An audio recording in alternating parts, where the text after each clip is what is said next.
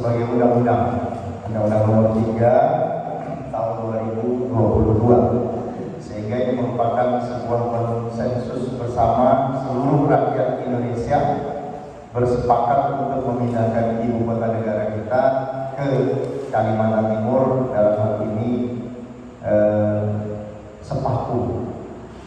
Baik Mas, silakan lanjut. Ini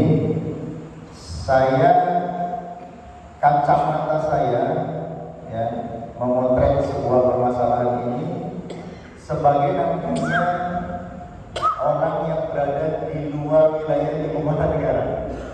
Jadi tadi Pak Adi Kustaman banyak cerita tentang bagaimana perkembangan di calon ibu kota negara, maka saya akan berbicara sebagai orang yang nantinya tetap berada di Kalimantan Timur. Di Kalimantan Timur. Ya, jadi ini yang saya soroti mengenai mungkin sedikit sudah saya sampaikan pada FGD 1 kemarin di Balikpapan mengenai inflasi di Kalimantan Timur. Ya, kita sama-sama ketahui bahwa inflasi yang terjadi di Kalimantan Timur ini di triwulan pertama saja sudah mencapai 2,8% year on year. Kemudian di triwulan kedua 2022 ini terjadi peningkatan yang cukup signifikan di angka 4,3%, dan di bulan Oktober tercatat 5,7% year on year. Jadi bahasa sederhananya sebenarnya inflasi itu adalah meningkatnya permintaan atau kebutuhan akan barang, sementara barang yang ada yang tersedia itu terbatas. Nah, yang saya khawatirkan adalah saat nanti, tadi sudah dijelaskan oleh Pak Camat Sepaku, saat nanti akan datang orang dengan jumlah yang begitu besar. Walaupun nanti datangnya ke Sepaku, ke IKN, tidak ke wilayah di luar IKN, Kalimantan Timur saya menyebutnya, tetapi itu akan memicu permintaan akan barang juga semakin tinggi, tingkat konsumsinya kan semakin tinggi karena orangnya banyak, permintaan barangnya banyak. Maka saya yakin ini akan memicu inflasi yang lebih tinggi di Kalimantan Timur.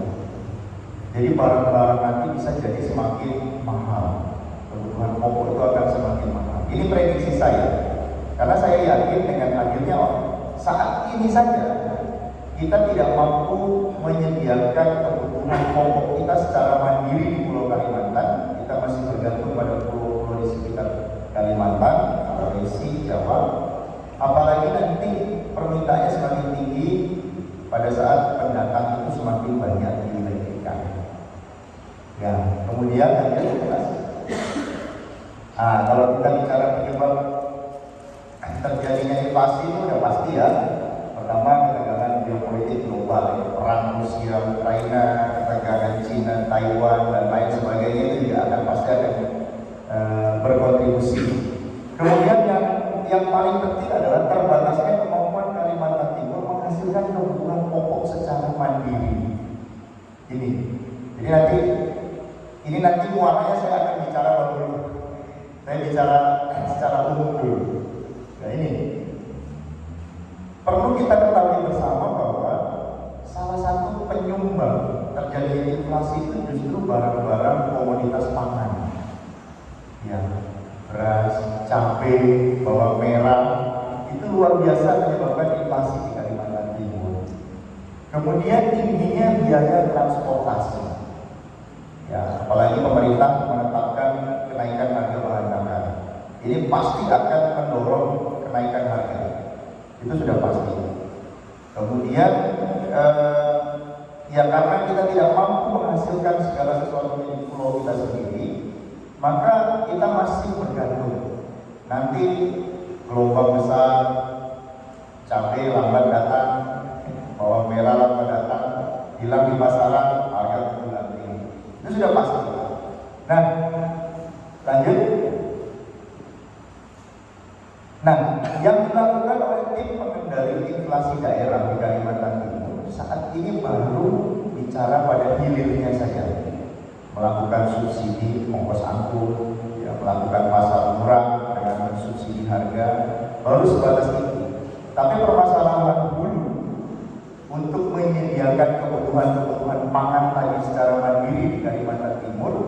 itu belum dilakukan secara terorganisir dengan baik. Lanjut. Nah, jadi dengan kewenangan yang dimiliki, seharusnya pemerintah Provinsi Kalimantan Timur mampu memunculkan kerjasama antar daerah, memunculkan produk-produk unggulan setiap daerah, khususnya di bidang pangan tadi itu, sehingga kita bisa fokus membangun, kemudian memunculkan kerjasama antar daerah. Ini yang sebenarnya kita harapkan. Lanjut, Mas. Terus, lanjut. Ya, kita lewati saja karena waktunya. Ya, kita langsung masuk ke Kecamatan Bawulu. Ini tadi mungkin yang menurut saya bisa menjadi masukan bagi para peneliti kita. Mungkin ini bisa menjadi tambahan informasi. Jadi untuk Kecamatan Bawulu sendiri sebenarnya terdapat kurang lebih 15.000 hektar sawah potensial yang sampai saat ini baru tergarap sekitar kurang lebih 8.000 hektar. Jadi ini luar biasa sebenarnya kalau kita lihat dari sisi kuantitas. Selain sawah, terdapat secara eksis para petaninya, artinya tidak hanya sawahnya saja yang ada, petaninya ada, saluran irigasinya ada, kemudian sungai yang potensial dijadikan irigasi juga ada sebenarnya. Nah, masalahnya apa? Lanjut. Nih, kendala yang dihadapi oleh masyarakat Kecamatan Bawulu itu yang pertama itu belum ada irigasi teknis. Itu masalah klasik kita. Artinya masih mengandalkan tanda hujan, sehingga kita bicara kuantitas produktivitas kita itu masih sangat jauh. Orang baru menanam 1 kali 1 tahun panen.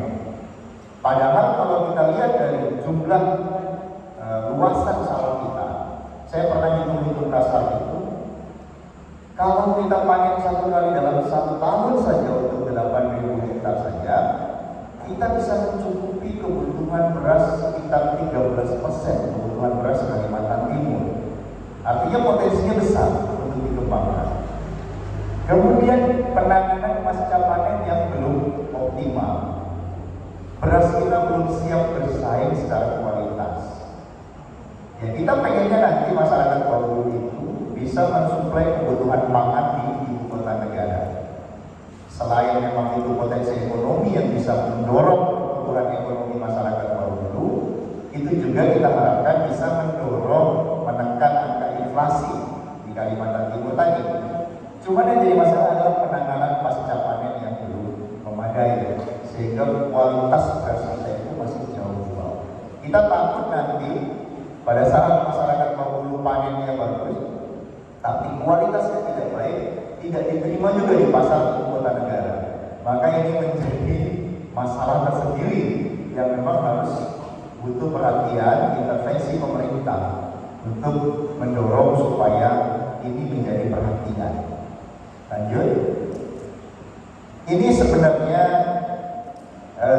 intervensi yang mungkin bisa dilakukan. Untuk jangka panjangnya, ya mudah-mudahan kawan-kawan dari Badan Penelitian dan Pengembangan Provinsi Kalimantan Timur masih menganggap ini sebagai solusi relevan untuk jangka panjangnya, yaitu membangun bendungan Lambangan. Ya, jadi memang ini sudah menjadi proyek strategis nasional sebenarnya. Hanya saja kan tergantung political will apakah ini akan direalisasikan atau tidak. Bendungan Lambangan ini jika terbangun, maka solusi irigasi, solusi air kita, cadangan air kita di Bawulu, bahkan di ibu kota negara juga bisa terpenuhi dari sana. Bahkan itu bisa menjadi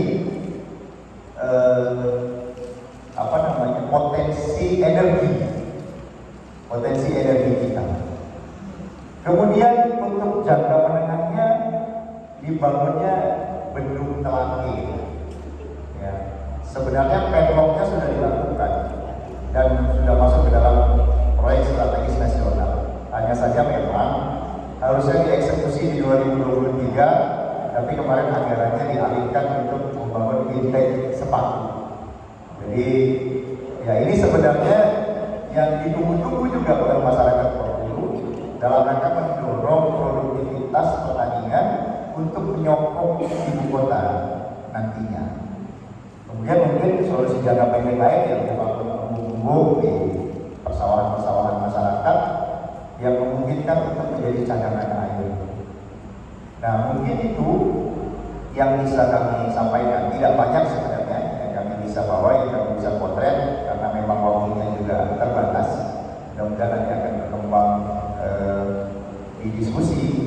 Saya hanya berharap karena di ruangan ini hadir kawan-kawan dari Balitbangda Provinsi, kemudian ada dari Wapeda Kabupaten Toraja Pasar Utara, dan kawan-kawan dari kawan-kawan periset dari konsorsium, sehingga mudah-mudahan ini menjadi pelengkap data untuk selanjutnya bisa menjadi prioritas untuk dilakukan kajian-kajian lebih jauh. Karena yang saya lihat kemarin untuk kawasan pangan menyokong ibu kota yang ditetapkan itu, kalau saya lihat dari peta pemanfaatan ruangnya itu justru Teluk Dalam, kalau tidak salah, di Teluk Dalam. Padahal Kecamatan Bengkulu itu tidak jauh dari IKN dan memiliki potensi yang sebenarnya luar biasa, dan tidak kalah dari Teluk Dalam. Apalagi Kecamatan Bengkulu ini merupakan bagian dari Penajam Pasar Utara yang sebagian wilayahnya menjadi ibu kota negara. Harapan saya itu sih sebenarnya. Jadi hari ini saya memaparkan tapi sekaligus ya nitip bahan yang mungkin bisa diberikan kajian lebih lanjut oleh kawan-kawan konsorsium dan Balitbangda Provinsi Kalimantan Timur. Demikian yang bisa saya sampaikan. Ya, tidak banyak. Itu saja, kurang lebihnya saya mohon maaf yang sebesar-besarnya. Saya akhiri sementara. Assalamualaikum warahmatullahi wabarakatuh. Kami kembalikan ke